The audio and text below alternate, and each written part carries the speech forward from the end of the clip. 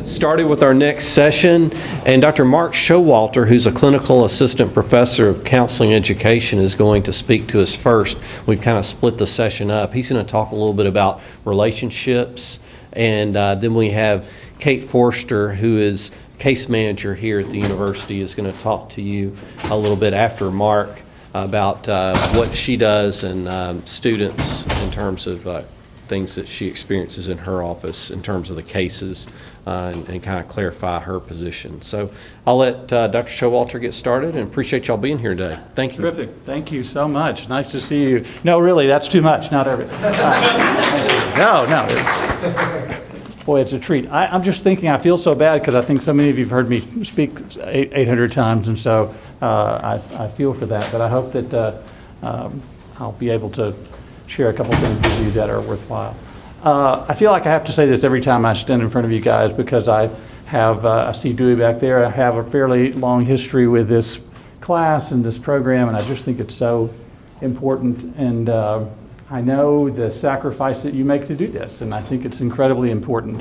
And I think here you're in the middle of the summer and you're tired, you got a lot of things going on. Sometimes it's easy to lose sight of that. And I hope that you understand, or hope you have a sense of how valuable the work is that you do, and I appreciate it. I thank you for that. All of you should realize that Mark Showalter is the George Washington of UW-HE1. That's right. That's right. I'm history. That's right. Well, if that's the case, I think that Dewey is actually the one who made it go. But anyway, so what I want to talk about today is the idea. I've done this stuff for quite a while, and the longer that I have done this teaching, and whether it's with these first semester freshmen or our transfer students or the graduate students I work with mostly now, what I've become more convinced about every year is that the critical part of what we do is the relationship that we have with these students. And I know we spend a lot of time talking with you about a ton of content that's very important. We have a fantastic textbook that's written by some really brilliant authors, but it's excellent. It's fantastic information that our students really, really need, and I don't want to in any way diminish that at all. But I do think that if we're going to have an influence on our students, I think that influence has a chance through the relationships that we have with them. And in some ways, I think it's almost like we have to kind of take a step back and sort of philosophically, I suppose, decide what we think our purpose is and what we're hoping to accomplish and what we're trying to get out of this time that we spend with these little knuckleheads. And I think if our ultimate goal is to help them be successful, which I think it probably is, then I think one of the questions I have to always ask myself is, am I teaching students or am I teaching information? And I think, to me, that's a fundamental difference, because you guys are smart. You can talk to them about managing their time and taking notes and that sort of stuff, and it's very, very important stuff, and that information is critical. But I believe that for this class, and I'll say this, I think the reason this class has been successful is because under Dewey's watch, the emphasis has always been that we're teaching students. We're trying to give them this information, but that's what we're doing. We're teaching them, and that our relationship with them is what's most critical. And from my perspective, if we get the relationship part right, it kind of makes up for any deficits we might have in some information that doesn't get transferred to them as well as it could. If we don't get the relationship part right, I think we really miss out on a fantastic opportunity.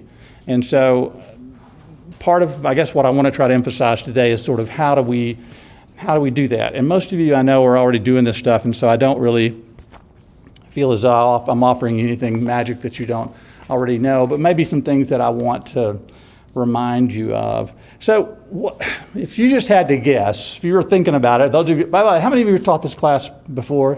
Pretty much. So, and just a couple of first time, anybody here first time? Just a couple of you, those ones, the dilated pupils I see. Okay, so those of you who've taught it before, what do you think is important to our students? What do you think matters to them? What do you think they what do you think they care most about when they're showing up here in the fall? Let's talk a little bit, well, just about, what do you think our students care about most when they get here? What are some of the things you think they're concerned most about?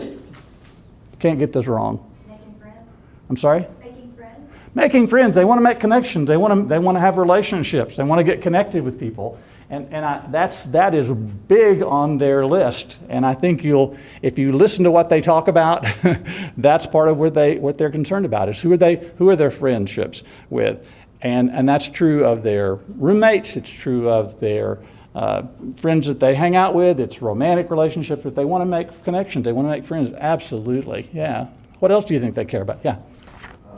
Being independent for the first time. Man, they really want independence, don't they? They want to have a sense that they're competent, they can stand on their own, and they can do this. And by the way, you got to treat me like I'm a grown-up, except when I don't feel that way. But I think you're right. They want independence as far as they can stand it, And so, yeah, I think that's a big old part of it because that separation, that sense of, okay, I was at home. This is especially true of our freshmen. I think many of you may be teaching the transfers.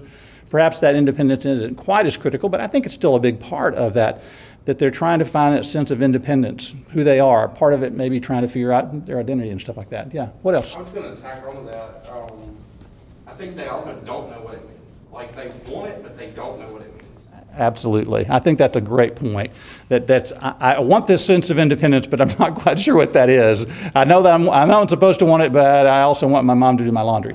So yeah, it's a big old mix, isn't it? Because you've got both those things going at the same time. I know I want to be independent. I don't know exactly what that is, but I sure hope I get it, and that'll be swell when it happens. So yeah, I think there's a real part of that. And you see that in all this push and pull that you get with them sometimes, that I want to be able to make my own decisions. Would you please tell me what to do? And that kind of thing. And so that really is. It's going on, and I think it's a tough little balance to strike.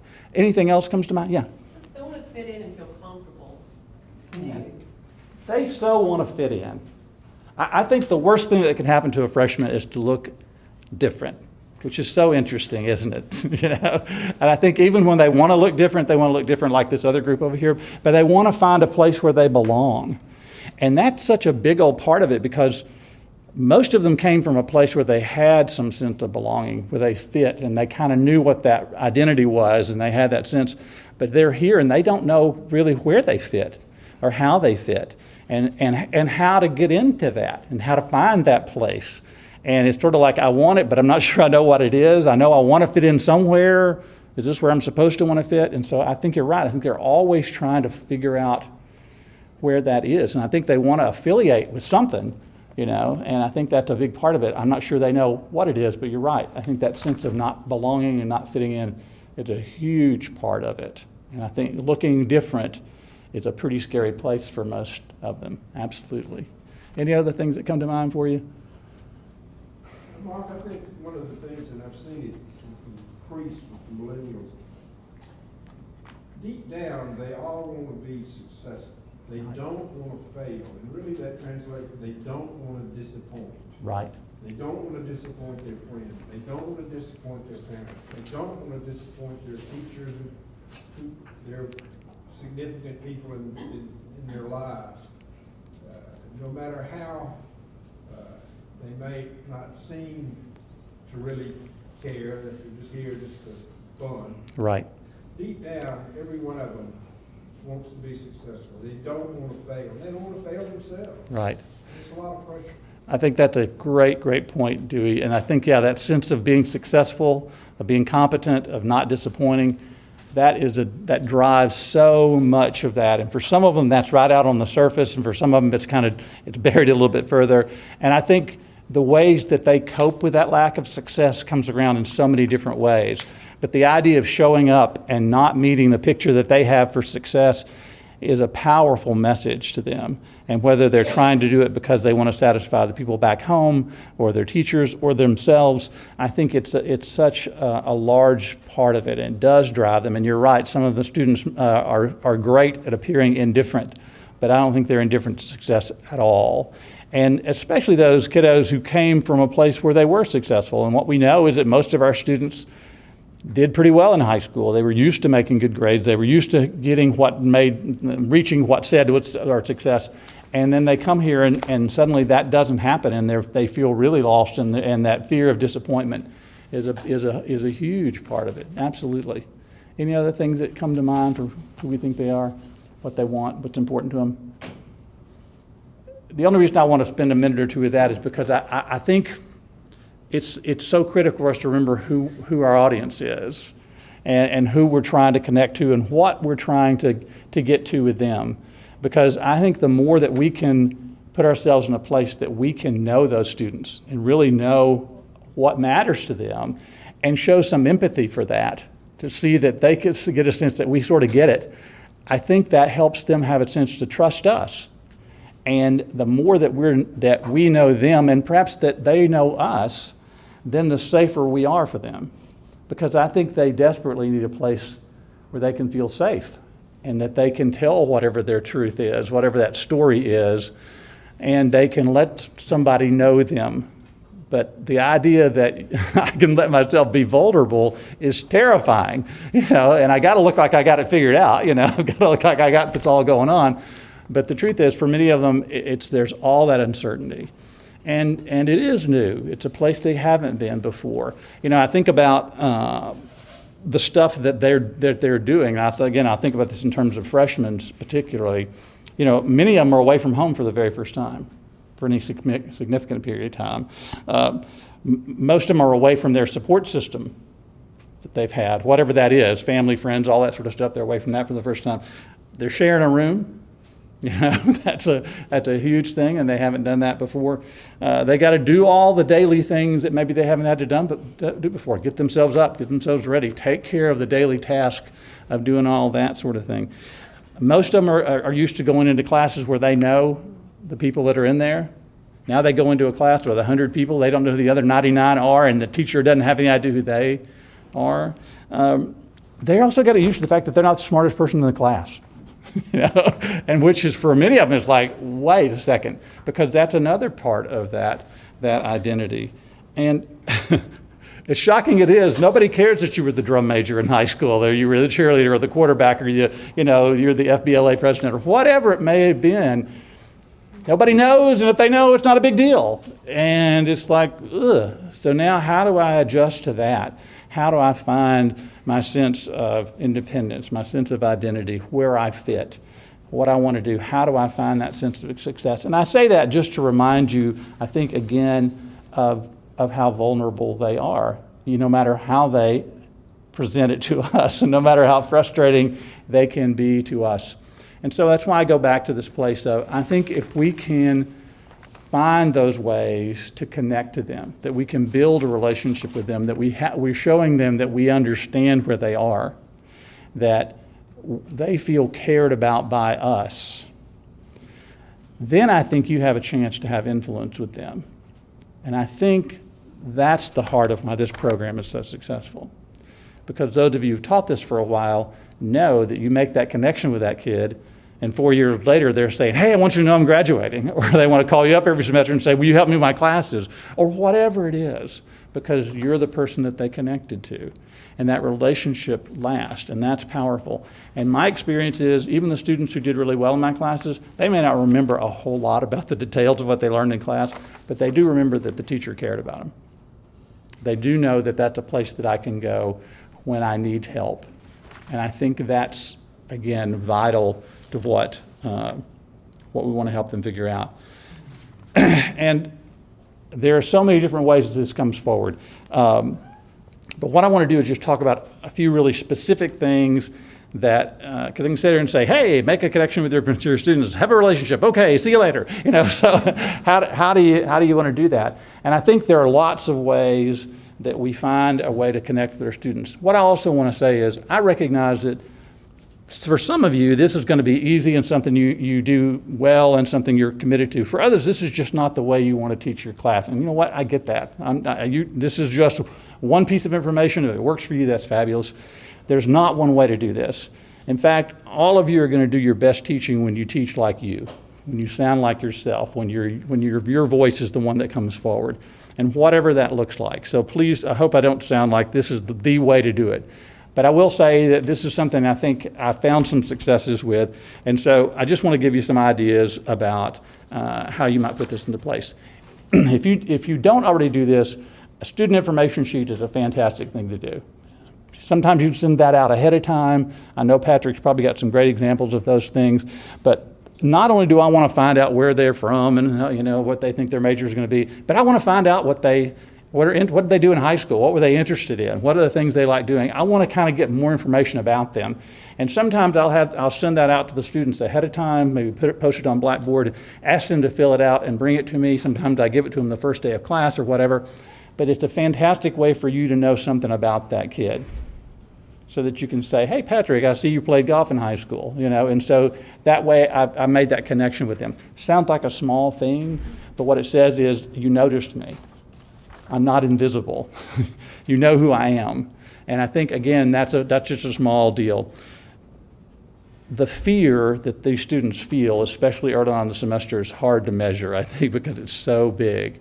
And so the more that I can do to reduce the fear for them, I think the more that puts me, but I'm trying to put some money in the bank with them so that they'll feel good about that. So one thing I've done in the past that I think is a pretty neat idea is, and I'm sure I stole all this, so I will send an email out to my students, like say the Friday or the Thursday before classes begin, the week before. You'll get their list and you can do that.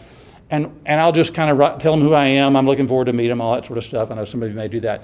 But one of the things I like to put in there is, if you don't know where your classes are, make sure that you, over the weekend, walk around and find your classes. I know, probably many of you do that. Seems like a really, really simple thing, but every time you all have had a student who's like, they come in there, it's like, oh my gosh, I couldn't find my classes. How horrifying is it to walk into your first class half an hour late because you couldn't find where Holman was, or something like that. Just tell them, hey, just get your thing, get with one of your buddies, walk around, make sure you're where that is. And then in the first class, somewhere in there, maybe toward the end, I'll just take 5 minutes and say, okay, tell me where your classes are the rest of the day. I've got math that's in here, blah, blah. Do you know where, and so I'll ask them, do you know where your classes are the rest of the day? Can you tell me? And finally somebody said, well, I don't really know where that is. And so you get to say, okay, here's where Hume is. Here's where this building is. And just saying, I recognize that this is hard and you don't want to tell anybody you don't know where your buildings are. I get it that you don't want to look stupid. And so you're giving them a place to say, so where are your classes? And once one kid says, well, where's Peabody? Then everybody's, oh, okay, well, I didn't know where that is or what happened. And it's just a way of saying, it's okay to ask for help. It's okay to not know. And it's also a message that says, hey, you can ask me anything. I don't have to be the expert on it, but if you ask me, we can probably figure this out. In fact, one of the things that I've done over the years that I think has worked out well is I start every class with questions. So it's just like, okay, who's got questions about anything? And that can take 2 minutes or 5 minutes or however and it gives them a chance to ask about anything. It could be, okay, I lost my ID, what do I do? Or I can't figure out how to work the washing machines, or where do I go get my car serviced? Sometimes it's really simple questions like that. Sometimes it may be something more significant, but I find that just by saying this is a place where you get to ask those questions, it begins to kind of break down that sense of it's too scary to do this. And I'm also saying this is the relationship I want us to have. I want this to be a place where it doesn't matter. You can ask me about school stuff, that's fine, but you can also ask me normal things that you don't know about, that you would ask your folks about at home. And so this is a place to do that. Some students won't ever raise their hand in your class and ask those questions. It's a good time you can pass out cards. You can just say, if you want to write that to me, pass it out and say, if you've got a question, just turn it in. But it's a way that you begin to set a tone that says, if you don't know something, come in here and ask me about it. And it starts. Again, it sounds like a small thing, but it's a way for you to set the tone of what kind of relationship you're going to have with them. If you don't already do this, and again, somebody who's not always time conscious, if you get to your class 5 minutes early, that's some really valuable time, because there's going to be some kids who always show up a little bit early, and just walking around to them and just say, hey, what's going on? And just asking them the most routine question, what'd you do over the weekend? What was going on? Just in that 2 or 3 minutes where you get that very informal, hey, did you see the new Spider-Man movie? Which is great, by the way, if you haven't seen it. How many of you have seen Wonder Woman, too? Wonder Woman, yeah. I thought Spider-Man was a little better than Wonder Woman. What do you think? Anyway, but so. You are correct. Both very good, I'll just say, but, yeah. And can you believe that guy's really has a British accent? That's weird, I'm telling you, who knew? So, but it's a great way to be able to just very, and you'll walk around to their desk, you'll say something to them, and if I know that you were going to do something over the weekend, I'm going to tell you what impresses the heck out of a kid. So you saw them on Friday, and what are you doing this weekend? Oh, I'm going home where my school football team, my high school got their homecoming game. And if you go on Monday and say, hey, how'd the homecoming game goes? They're going to be like, oh my gosh, I can't believe you remembered that. It tells them that I see you. It tells them that I know who you are. Many of you probably do this. You take the little card and you have them make their name. So if you haven't done this before, you do whatever you want to. Great way. I found this because I'm not always great with names. They bring this every day. They put their name tag in front of on their desk. And that way I get to say, hey, Mark. but I want to know their names. I want to call them by name as soon as I can. But I want the students to call each other by name. And one of the things you might want to do on your first test is part of the test is they have to know everybody's name in class, which kind of freaks them out. But it means that I got to know who you are. And it's another way to do it. Because part of the being known is also that they know each other. And so if you aren't already doing this, I think some of the activities where they get a chance to know each other and spend some time just in some sort of activity, and these can be the most simple things possible. They can be fun things. They can be questions where I'm just going to get to know something about you, and like, oh my gosh, Mariana, you play saxophone. I had no idea. So that's some of the sort you don't really do. But anyway, but I find out things about my classmates. Here's the other thing, probably some of you may have noticed, that on the first day of your class, your students come in and sit down. That's where they sit the rest of the semester. They sit in that chair the rest of the time. And what I find is that, so these 4 people are buddies, and that's where they stay. They attend that little cluster the whole semester. It's a great idea to sort of mix that up sometimes. So whether you ask them to move around, or if you after 4 weeks, it's like, okay, next week, and you want to assign seats, but just something as small as knowing I'm going to sit somewhere else. I'm going to sit by somebody else. I'm going to know something about someone else. Makes a big difference. Some of you have already had this, but at the end of the semester, when they do their feedback sheet on the class, some of the students will say, this is the only class where the teacher knew my name. That's huge. It's a huge, huge thing that you knew their name. And if you know something about them, so you're from Greenwood, huh? Well, I mean, if you have a connection to Greenwood, that's terrific. Or all those students from out of state, all that sort of stuff, whatever it may be, they just don't want to look invisible.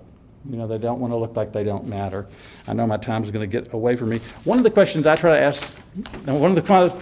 ask students is, how many of you went to the same school, K through 12? It's amazing how many kids will say that, yeah, they did. And then I'll say, so you really never had to learn how to make friends, right? Because you were always there. It's like, they had to make people that make friends with you, And so I talk about the fact that it's not easy. And I think just to recognize that it's not a simple thing to do. I ask them, how many of you have ever shared a room before? Most of the hands will say never have. And you talk about how difficult that is and what comes up.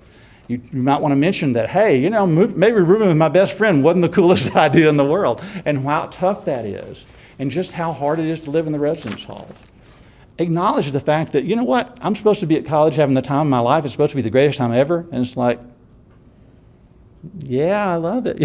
Just the idea that maybe it's not going exactly the way they want it to. I think to be able to let them be able to say that makes a big difference. One of the things that I do that I think always makes the biggest difference is meeting individually my students as soon as I can in the semester. And that's not easy. You guys have got so many other things to do. But once you sit down one-on-one with your student, they'll never look the same to you again. You'll never see them as you do just sitting in the class. And they won't know you. They won't see you the same either. And so that's time really, really well spent. So I'll encourage you to try to do that. Oh my gosh, okay, a couple other things. My good friend, Leslie Banahan, who's fantastic at this class, and whether she a few years ago, she developed a how to do your laundry handout, little thing. And I'm going to send it to Patrick, and I'll get him to post it on there. What we found is there's no correlation between 35 on the ACT and being able to sort colors. There's just no connection with that at all. And so, so sometimes just saying, okay, you know what we're going to do today? We're going to talk about how to do your laundry. And you pass out the handout and you go over it. It's like, what a relief, because it's like, oh my gosh, I don't know how to do it. And that's one of those things that's scary, and I didn't know how to do that. I probably have told you that I have my students put their cell phones on the desk at the front of the start of every class. And to me, the message is, we're going to talk to each other. We're not going to talk to our screens. And they're not doing that very many places. And it's another way that it changes the connection. You probably heard me say this before. There are two kinds of freshmen, the ones who are homesick and the ones who lie about it.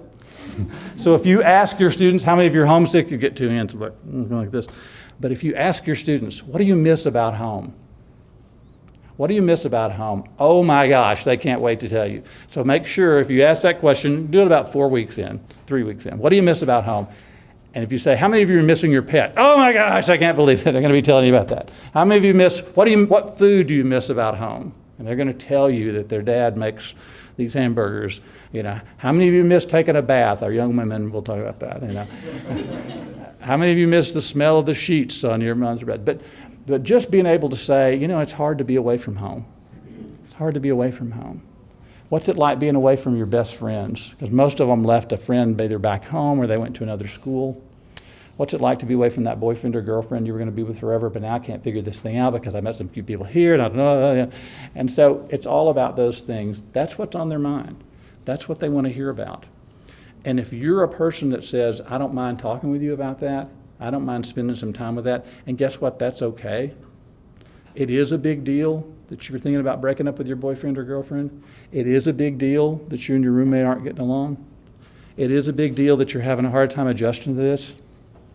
It matters that coming to Ole Miss was supposed to be the greatest thing in the world and you're not sure if you really like it. And that they can say that out loud and be vulnerable to somebody. If you're the person who gives them that place, if you're the person who gives them the safety for that, if you're a person who embraces their vulnerability, their ability to trust you is going to go up like crazy. And once they trust you, and once they believe that you care about them, and you're not trying to fit them in into some hole, you really want to know who they are. You see them as unique. Then you have an incredible chance to influence them. And then they'll work hard for you because they don't want to disappoint you. And once that relationship happens, then your ability to help them succeed is huge, is just, I think, boundless. Because there aren't going to be very many grown-ups that they have a connection enough to that they know that guy or that gal really cares about me. And not just because they're teaching the class and they got to do it, but you care about what happens to me everywhere. And that they learn it's okay to ask for help. And it's okay not to know what's going on and to feel lost and to not know where I fit. And that if I didn't get in the right Greek organization in my life, I can actually function, I can move forward from that. And to me, that's what makes this class unique. That's what makes this experience special. And for some of you, that's going to be something you do naturally. And for others, this is going to sound like something that you just you don't want to be a part of. And you know what? That's okay. It's fine. I think there are lots of ways to do this class well, lots of ways to do it successfully. And we see that every semester. I'm just so impressed that you guys want to make this commitment and do it. I'm sure that there are questions you've been dying to ask, like how much longer, when is he going to shut up and leave us alone? But Patrick has given me the cutout sign. So is there anything you want to ask me before I walk out of here and say thanks again? Well, again, I always appreciate having a chance to see you guys. Although I'm not getting a chance to teach the class these days, I will tell you again, I would love to, if there's a way I can ever be of help to any of your classes. Occasionally people ask me to come and speak to their class when they're going to be out of town or something like that. I always love getting to do it. It's always a treat for me. So if I can help in any way, let me know. But thanks a lot. It's good to see you.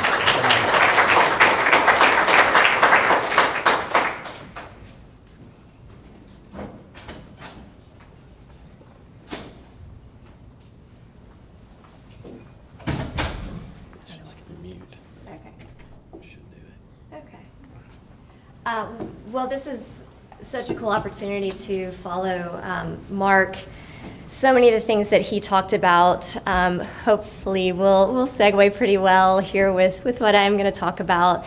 I see some familiar faces. Some of you folks have, as recently as last week, heard a similar presentation, so you can jump in if I missed something.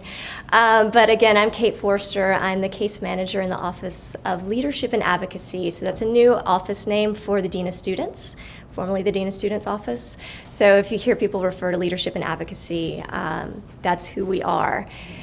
So what I want to talk about today, and I think what's so important and the opportunity that I have with all of you, working with students of concern, really you guys are on the front lines of the students' first year experience coming here, and Mark really touched on this, but there are so many stressors and so many things that impact students when they first come away to university. And you have the opportunity, I think, to really see, on a day-to-day, weekly basis, what's happening with the student, meeting with them individually in the classroom. You can notice changes more so than any other class they're probably going to be in. You really have that one-on-one experience, which is so important. So I'll tell you first a little bit about myself and my role. I'm a fairly new position here on campus. I've been here about a year, so people are still learning about me, which it's awesome to be able to come out and talk with you guys, because the more you know about me, hopefully the more I'll know about students that you're concerned about, and we can get them connected. So I'm receiving reports on a daily basis of students of concern, and we'll talk a little bit more about what those reports look like. And I do serve on the BIT team, and I'll talk about that, but I do make referrals to the BIT team when necessary. I'm meeting with students individually in a case management model, so it could be academic or non-academic issues, really helping them try to figure out resources that are available, supports that they might need, and then how to access those services on campus especially, but also in the community or at home. Helping them strengthen support systems, their self-advocacy skills, and then also really looking to identify what's standing in their way, right, that barrier to success, and helping them to remove it if they're ready to remove it. Making constant referrals for students to these resources on campus. I do send what's called an absence from class notification. Are any of you guys familiar with that? It's called an AFCN. Just want to touch on that briefly. Those are only sent from our office in the event that a student is totally unable to communicate for themselves. If there's been a death in the family, or they're in the hospital or incapacitated. If they can get on their phone and email, or get on their computer and email, we're asking them to email you guys directly. So we're not sending those terribly often. And if a student says, well, I was absent, I had the flu, you should know that they need to communicate that with you. We're not going to email and let you know that your student has the flu. So just a little note on that. And then I'm also helping students process withdrawal, if that's something they need to do for medical or personal reasons, and then also when they're ready to return to the university, that reentry piece and support piece. And post-hospitalization, we do have a lot of students that end up in the hospital, medical reasons or mental health reasons, and that piece of coming back, especially after a mental health stay, is really huge in terms of supporting them and making sure that their reentry is fairly smooth. So students of concern, we keep this definition really broad. The reason why we want to keep it broad is we're trying to capture as many students that may be struggling as possible. So the biggest definition I can give it is anything that impacts a student's ability to persist, anything that impacts their ability to be successful.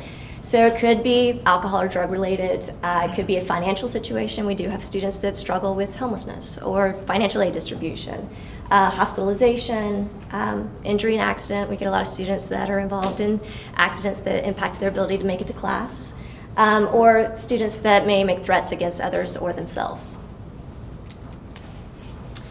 So again, signs that might indicate you have a person of concern. You might see physical health issues, mental health issues that you know about, they disclose, or that you see emerging when you're in the classroom. Social adjustment, again, that's a huge piece. Mark touched on that quite a bit, but this is a major time for students in terms of their adjustment, being away from home for the first time. Family matters you may hear about from students, of course. And then policy violations. You may not hear quite as much about that, but if a student does disclose that, that might be a time to ask a few more questions about how things are going for them at the university. So, and I have another handout, which is the next slide for you guys. I'll start passing this around because that's a lot to read, I know. Yeah. So these are other indicators of distress. I won't go through all of them, but it's just helpful for you to get a sense, there are a lot of different ways that you could identify students that may be impacted by different things. Broken down here into academic, physical, psychological, and safety risk.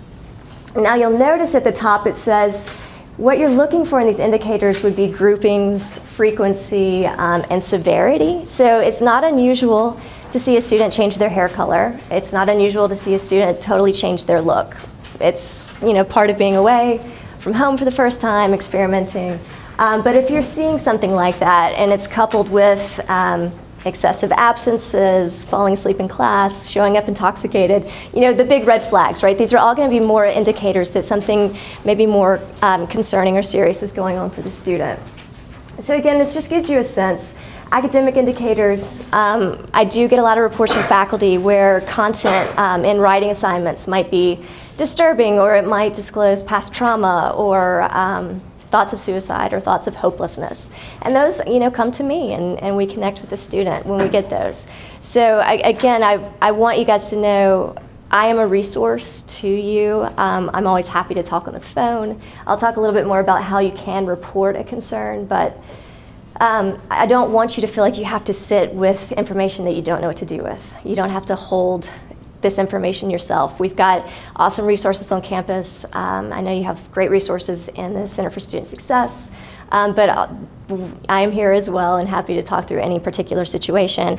And often I may reach out to you as well, just to check in about a student of concern, especially if you've shared their information with me. So you feel like you have a student that you're concerned about, so what do you do next? Like I said, again, you can reach out to me. I'm happy to take calls. You can speak hypothetically if you're not quite sure you want to share information. But typically folks know when they're concerned about a student. What we ask, even if someone calls, I usually send people, after a conversation, a consultation, I'll send them back to this website, which is the You Matter website. Are you guys familiar with that? Yes, sort of. It's a new website. We launched a campaign in the spring semester. It's youmatter.olemiss.edu. And on this webpage, you're going to find resources for everything. I've got another slide coming up, so I'll touch on that in a bit. But on this webpage, at the top toolbar, you'll see the red tab, which says Submit a Report. This takes you to an online reporting form, asks for basic information, student's name, ID number if you have it is always helpful, and just a description of your concern. These can be anonymous, but it's really helpful to have your information if you're comfortable sharing it. That way, almost always I'm getting back in touch with the reporter to say thank you, we received it, we'll be following up with the student. If you have more to share, you can reach out directly to me. So I think that's really important. And it may be that I need a little bit more information. Could you give me a little bit more context about this situation or what was going on with this student? And then in terms of what happens next, again, these reports are received Monday through Friday. I always make sure to tell folks that, because if you send in a report on Friday night or Saturday, again, I'm probably not going to look at it until Monday. So anytime you feel like there is an emergent or urgent situation, definitely reach out to UPD. They're really awesome, so well trained to respond to our students.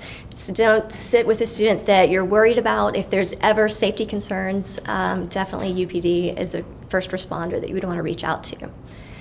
So I'm working these cases. I assign them to our case management team. Case management team is made up of me, a couple of graduate assistants or practicum students, our now Director of Office of Leadership Advocacy, Ms. Val Ross, and then also Dr. Sutton Noss, our Dean of Students, will carry some of these cases. And we're really, from a case management perspective, working through the case, trying to gather more information. We may reach back out to the reporter. We may reach out to housing. We may also check in on social media and just see, what's the student been up to on social media. Just gathering information, working with campus partners as well, UPD, other places where we can get some information about how the student's doing. And when it does reach a certain level of concern, it does get referred on to what's called the behavioral intervention team. And then once working the case, once we feel like the student is well connected to resources or their concern or situation has resolved, we do close out the case. But I do keep cases open for quite a while, sometimes throughout the semester. So I'm continuing to check in on students, especially if there's been a death in the family or if they've been hospitalized, I want to continue to check in to make sure that they're feeling supported throughout the rest of their semester. So just to touch on the behavioral intervention team, have you guys heard of this team before? Okay, so this is a team that serves to address concerns in student behavior that cannot be addressed by another body at the university. So what we're looking at specifically are sort of aberrant, strange behaviors, threats against the community, violent or perceived violent behavior, or repeated threats of suicide or threats towards others. And this team is made up of upper-level administrators from around campus, campus partners. It's a very diverse team in terms of expertise that we're bringing to the table, but we do get together, we meet weekly, and we have cases that we have to talk about every week, but we're all bringing expertise from our own area to really think holistically about a student's experience and the next steps that we might want to take. But really for our team, we have two tools available to us. One is the mandated assessment. This is when we may ask a student to connect with a counseling center or with a licensed mental health professional to get a little bit more information about what they might be struggling with at that time, or if they've been recently hospitalized, just some more information about that hospitalization. And that helps us support them. That's really only what we're looking for from this information, help get them connected to resources, or if they've been given a specific treatment plan for care, my job then is to follow up with them and check in, are you still meeting with your therapist? How are things going? Do you need more resources? Things along those lines. The second tool listed here is the involuntary withdrawal. I don't want that to feel scary. I think Dr. Sutton-Noss has been here, I think, for 3 years now. She's only invoked that once in her time here. So it's something that's used very, very rarely. But, there are situations where you can imagine if there's a threat against the community or a threat against other students that we may need to withdraw a student. So for you guys, what does this mean for working with students that may be in crisis? Again, I told you we keep our definition very broad. Students may think crisis is something completely different than what we may think. So again, like Mark said, hearing your students is really important, connecting with them, letting them know that, yes, it is a big deal that you broke up with your boyfriend, hearing that and acknowledging that. So that's that piece of, listening, reflecting back. The first piece listed here is, also these students that may be in crisis, maybe going through a breakup, something along those lines, they don't necessarily become a student of concern. So that's just important to keep in mind. You can definitely have a student that in that moment, their life is falling apart and you are the person that is there. So you don't have to fill out a report, unless you feel like you're seeing major red flags. And again, you're responding to the student, not reacting. If you have a student that comes in and says, I'm suicidal, I don't know what to do, I'm so scared, I don't know who else to talk to, but I feel like I can trust you. There may be a tendency in that moment to really feel very frightened. That's a lot of information to receive from a student. So, a reaction would kind of be like, oh, I don't know what to do, what do I do with this? But to respond to that student would be to say, I hear what you're saying, what you're sharing with me is scary, and I'm concerned for you. So I want to sit with you while we can think about what are going to be our next steps, what's going to help you feel safe and help me feel like you're safe.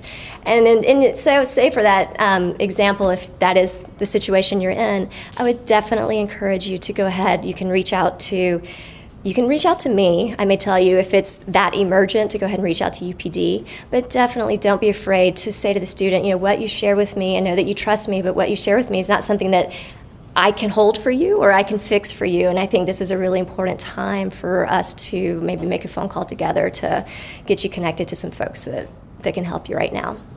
So that's important as well, letting students know that as much as they trust you, you can't hold what they're telling you confidential, especially if you're concerned about their safety or anyone else's safety.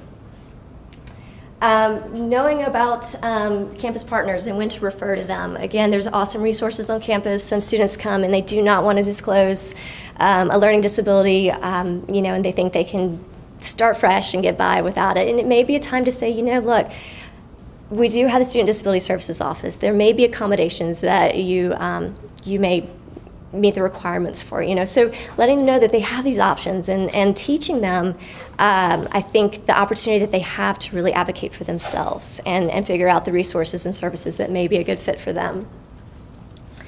And then I always say, using multiple forms of contact with your student. Most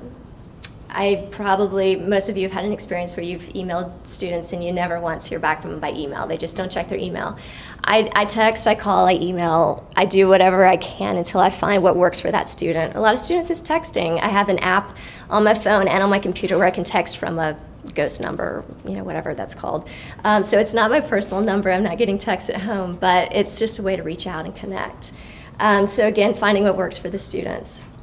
And then also thinking about the whole picture, and Mark touched on this a little bit, looking at all the areas in their life where they have support, where they could strengthen support, and where they could access resources.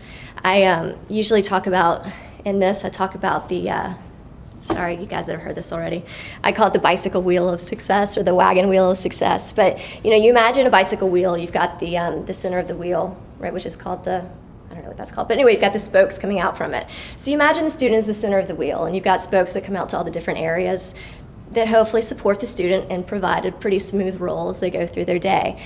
So it may be their parents, it may be their friends, it may be their Greek organization, or their involvement with ASB, whatever it is, they've got all these different areas. Things are rolling along pretty smoothly. And then you may have a student that, says, well, my mom's my best friend, and I didn't get into the sorority that I wanted, and my whole life depends on that. So the wheel starts to get a little wobbly, right? And things are kind of bumping along rather than rolling along or potentially falling over. Sometimes if you can give students a visual or something to work with, you can help them understand, do you see how you're missing a few spokes here? I wonder if there's some other areas in your life that you could strengthen and just bolster. Do you see me as a support? Do you see your roommate as a support? Think about strengthening those areas. And again, I mentioned that I see that you guys are very much working on the front lines with these students. And this is just, becoming comfortable with recognizing red flags, knowing when to report, asking for consultation. And the last piece here, can really freak people out. So I understand if you're not comfortable with it. But, if a student is disclosing personal struggle or mental health concerns or anything along those lines, in the moment, if you're concerned about a student's safety, I don't want you to be afraid to ask questions like, are you thinking of hurting yourself? Do you have a plan to hurt yourself? You don't have to make any diagnoses, you don't have to make any decisions, but that information can be really critical in terms of knowing that you need to connect with UPD or you need to connect with Kate in leadership and advocacy. And again, like I said, not everybody's comfortable. Everybody has a different threshold for what they feel like they could ask a student or what a student might share with them. So don't be afraid to consult. So again, going back to UMatter, this is our official website in the Division of Student Affairs for resources. What you're going to find on UMatter is the reporting form. You'll find information about Safe, sexual assault response, bias incident response, the alcohol and drug information, student complaints. Students always have an option to complain. There is an online reporting form. Those also come to me. So sometimes complaints do turn into concerns, and so that's why I'm receiving those. And then Rev alerts and safety information. So I want you guys to use this, but more importantly, I would love for you to get your students tuned into this website as well. It's kind of a one-stop shop, information about the counseling center, you name it. There's a lot of good stuff there. And then I threw up maybe a short list of resources on campus. There's so many. If you think of more that aren't up here, let me know. I'm always adding to it. But of course, from the academic support, I've got Center for Student Success, First Year Experience, Housing and Residence Life, Financial Aid, our office, Leadership and Advocacy, Disability Services, Health Center, Title IX. Are you going to receive a presentation from Title IX, or have you? Great, okay, so they're a good resource. I know you have to report when you get certain information. There is a food bank here on campus. How many of you know about the food bank? Awesome, all right, so it's up in Kennard. It's available for any student. They just have to show their ID, no questions asked. The students are struggling more and more with food insecurity. They're struggling to either pay their rent or pay for food, and so a lot of times, they're looking to pay their rent or pay their bills and get by on what they can. So if you know a student that needs some food or needs a square meal, it's a great resource. I have the counseling center, but also important to know there are two other options for counseling on campus. There's Psych Services Center, and there's also the COPE Counseling Center, which is down at Insight Park. Psych Services and COPE both work on a sliding scale. The University Counseling Center is a free service. The reason why I always share that there are 3 options on campus, even though students want the free option, the University Counseling Center is highly utilized, and during sort of the high points of the semester, they can be booked out 2 weeks or 3 weeks sometimes. They do offer walk-in counseling every day, but if a student just wants to get in and get started with a therapist, it can be a few weeks. So it's great for students to know that there are other options, and they may not want to go to the University Counseling Center. They may prefer Insight Park for whatever reason. Yes? Can I add, sorry, I work for the Iceland Center, which is a women's center, upstairs on the 3rd floor. And we have the stuff, but we haven't officially kind of opened it yet, but we're opening a personal needs pantry. Oh, great. For Cool. like feminine hygiene products, but also we're gonna encourage people to like, if you travel, bring back the little shampoos, conditioners, soaps, that kind of stuff, and then people can come in and get those if they need those as well. That's awesome. Very cool. And that'll be upstairs here. 3rd floor, kind of right around the corner from the elevator. Very cool. Okay. Veteran Military Services Office, and then the Violence Prevention Office. I'm sure you guys are aware of some of these. Are there any others that you can think of? Thank you for sharing that one. I know there are others that may be particular to certain students. Innocence Project? The Innocence Project. Very cool. Yeah, for sure. And the law clinics as well at the law school. Yeah. All right. And then something I'll just tell you guys to keep an eye out for. We've produced what I'm really proud of. I think it's a nice product.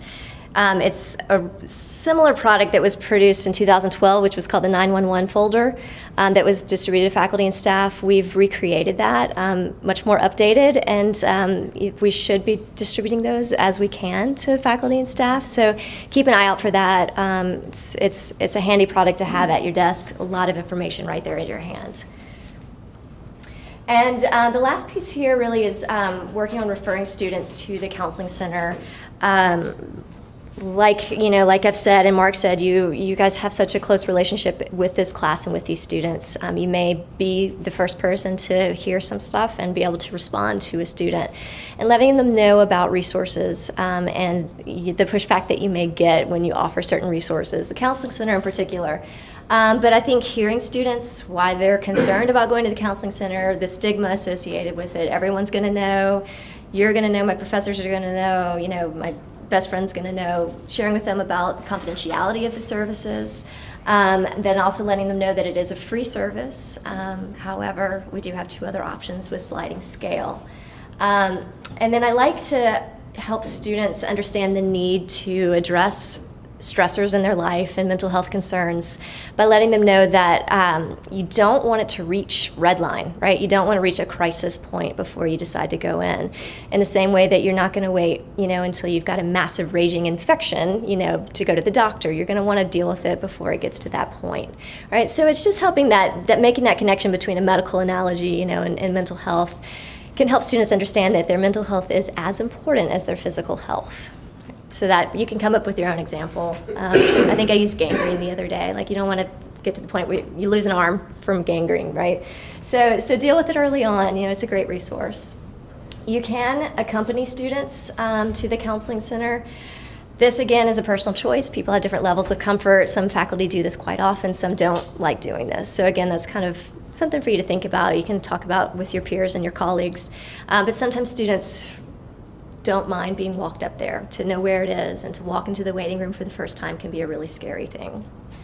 And then just letting them know if you want or feel comfortable speaking from any personal experience you may have had with counseling, letting them know that I was scared the first time I ever did it. I had no idea what to expect, and these are the things that I learned from it that really impacted me. It can be an incredible tool, and students are at a point where we have an opportunity to share tools with them that they will take forward into their lives. So I think I always encourage students to think about that. So that's A lot of information. It's not quite as fun as Mark's, a little bit more practical. But I'm happy to answer questions that you might have. Yeah. I have one. It may not pertain to your positions necessarily, but what if you are in the classroom teaching and one of your students has like a medical emergency? I know obviously you call 911 if they have a seizure or something, but what are the steps after that has happened? Well, usually, the campus police will be the first responders and EMS typically. So you're talking about it once the student's removed from the class, or? Right. I mean, do you offer, like, it happened to me when I was in undergrad. We had a student that had a seizure in class. Do you offer help to your other students that have experienced this? Because it is upsetting. Yeah. But then what if it's not necessarily, what if it's alcohol related, or they've taken something and they have a seizure in class, or they passed out in class? I mean, how do you handle that situation? Sure. So, I mean, what I would say is we never have all the information, kind of from a medical perspective, so we may not know exactly what might be causing what's going on for the student. But I think, once it's calmed down, to kind of say to class, like, let's debrief a little bit. That was intense. Does anyone want to talk about this? I think giving them the space to kind of say, like, oh, that was freaky, or that really scared me. And just kind of, letting them know, maybe from your perspective, I'll probably check in with the student later today, and we'll hope that everything's all right. Everybody, send your thoughts to Mary. However it is you want to approach it. But I'd say give the class space to, kind of acknowledge that was scary, or that was uncomfortable. I wouldn't say, I wonder if that student had been drinking. I wouldn't make any assumptions about what might be the cause of what was happening, but I think just allowing the students to have that space to kind of say, Now, yeah. would we need to fill out a student of concern report if we thought it was? Okay. Not Because UPD handles it. unless you have information, from other meetings with the student that something's been going on. I get a UPD report for all EMS transports. I get UPD reports. And I'm usually checking in with those students and saying, like, I heard you had a seizure in class. And believe it or not, there are a lot of seizures that happen in class. I've been surprised. I think I've had several in the last year. Yep. What do you do in the case that you have other students that come to you that are concerned for another student, but they don't want their names tied to it, or they want additional help of how to talk to that student? Is that something that you can refer them to you to have those conversations? And I'm more so referring to things along the lines that students don't usually, we have places for alcohol and drugs, and students know where to go, but like eating disorders, and you have other students that are watching out for their friends, and they are not really sure where to go or who to talk to. Are you able to talk to students? Definitely. I've definitely met with friends of students before, just to kind of talk through, or a roommate, their friend is going through this situation and it makes them feel uncomfortable, or it may be triggering for whatever reason. And so helping them come up with things to say that protect their boundaries or help them feel comfortable, or may help them feel like they're letting their friend know, what you're sharing with me at this point is scaring me. I can't hold all this information by myself. You're telling me that you think life isn't worth living by text. What am I supposed to do with that? So letting them know that it's okay for them to share that information, and sometimes very important. And I think, an average 18-year-old student shouldn't be expected to sit with that information and know exactly what to do with it. So that's a lot of times what I'm helping students understand, but also helping them set healthy boundaries for themselves, because they've got their own things going on and stresses and things they need to do, and so taking on the stress of their roommate or their friend is a lot, so I kind of help them recognize where they're holding too much and where they could help their friend get connected in a way where they feel like they've passed it on gently and they're getting their friend connected and helping them feel safe. So I definitely meet with students in that way. And I would say definitely, the counseling center, of course, the walk-in counseling, if a student can walk in any day of the week and see someone for kind of a brief 20 or 30-minute appointment, and that's a time also when they could do that.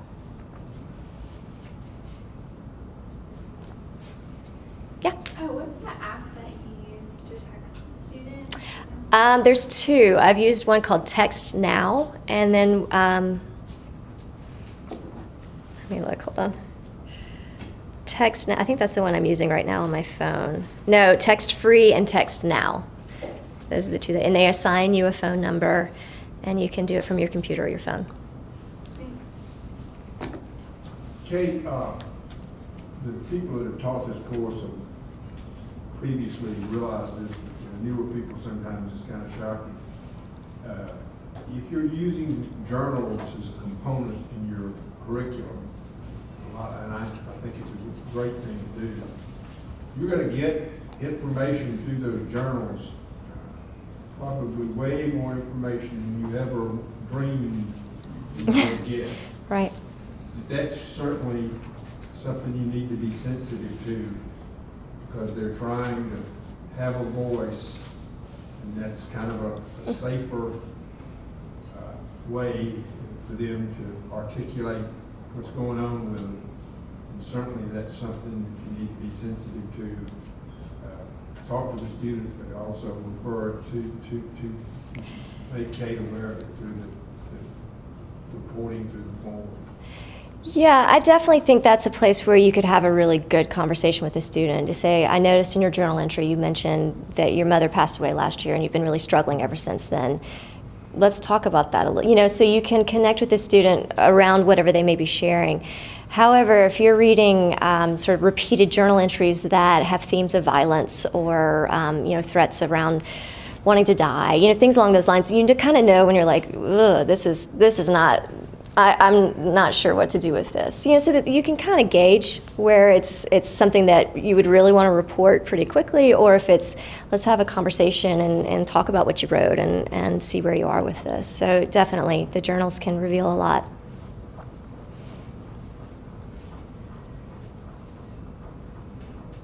Well, I, again, really want you guys to see me as a resource. I have been doing these presentations over the last year around campus to help people know a little bit more about what I do and the student of concern process. I think people still remain concerned about, like, well, what happens once I submit the report? A lot of times, just because I'm protective of students' privacy and I tend towards the conservative side of FERPA, I don't always share back to the reporter exactly what the next steps are for a student or what might be going on. So I may email back and say, thanks for the report. We're going to reach out to the student. Let me know if you have any other information. Or I may have a case open for a semester, and in October I may send an email to you saying, how's Bob doing in class? Is he coming? Did he end up buying his textbook? Whatever it is. So there may be times when I check in and need a little information from you guys, but I don't always let you know the outcome of the reports. And so that's just something to know. I think folks feel like they send it out there and they don't know what happens. But my hope is that you know that it is received, and we do what we can to get the student connected. Okay.